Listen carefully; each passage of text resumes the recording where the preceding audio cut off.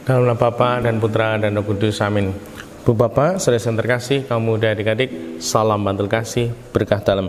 Kembali kita berjumpa dalam renungan harian hari ini Kamis 9 Juni 2022. Kita akan mengambil dari Injil Matius bab 5 ayat 20 sampai 26. Dalam khotbah di bukit berkatalah Yesus, jika hidup keagamaanmu tidak lebih benar daripada hidup keagamaan para ahli Taurat dan orang Farisi, kalian tidak akan masuk ke dalam kerajaan surga.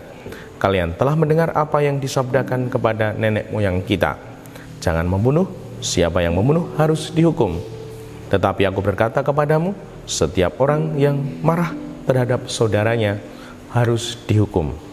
Barang siapa berkata kepada saudaranya, kafir, harus dihadapkan ke mahkamah agama, dan siapa yang berkata jahil harus diserahkan ke dalam neraka yang menyala-nyala. Sebab itu jika engkau mempersembahkan persembahanmu di atas mezbah, dan engkau teringat akan sesuatu yang ada dalam hati saudaramu terhadap engkau, tinggalkanlah persembahanmu di depan mezbah itu, dan pergilah berdamai dahulu dengan saudaramu. Lalu kembali mempersembahkan persembahan itu. Segeralah berdamai dengan lawanmu selama engkau bersama-sama dengan dia di tengah jalan, supaya lawanmu jangan menyerahkan engkau kepada hakim, dan hakim itu menyerahkan engkau kepada pembantunya, dan engkau dilemparkan ke dalam penjara. Aku berkata kepadamu, sesungguhnya engkau tidak akan keluar dari sana sebelum engkau membayar utangmu sampai lunas. Demikianlah Injil Tuhan, terpujilah Kristus.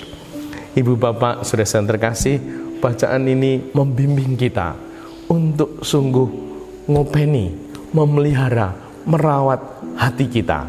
Saya kutipkan, pergilah berdamai dahulu dengan saudaramu, lalu kembali mempersembahkan persembahanmu itu. Pergilah berdamai dulu. Ini adalah upaya merawat, menjaga, memelihara hati. Berdamai, ini adalah hati, di mana ketika kita berdamai, sungguh hati kita akan lebih sejuk.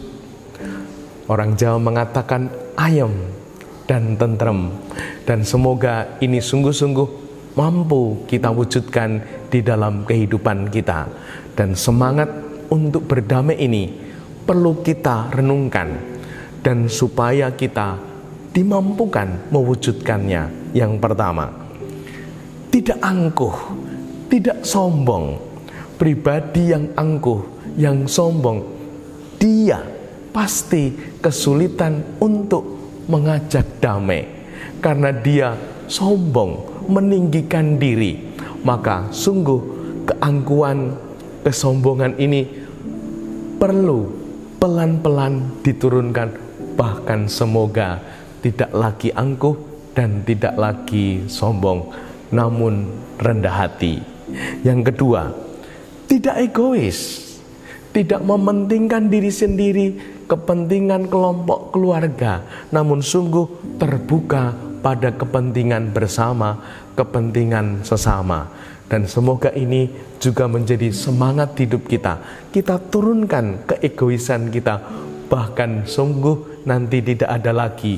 Kita menjadi pribadi yang terbuka untuk menerima segalanya dalam hidup ini, sehingga hidup kita lebih terbuka, bahkan sungguh lebih bahagia. Yang ketiga, tidak gengsi. Seringkali karena gengsi kita kemudian tidak mau berjumpa lagi. Karena gengsi kemudian kita tidak mau dekat-dekat lagi. Turunkan gengsi kita untuk menciptakan kedamaian. Kita datang lebih dulu, memberi salam dulu, memberikan sapaan dulu, sehingga sungguh hidup kita akan dipenuhi dengan kedamaian dan sukacita tentunya. Dimuliakanlah Tuhan kini dan sepanjang masa. Salam bantul kasih, berkah dalam nama Bapa, Putra dan Roh Kudus. Amin.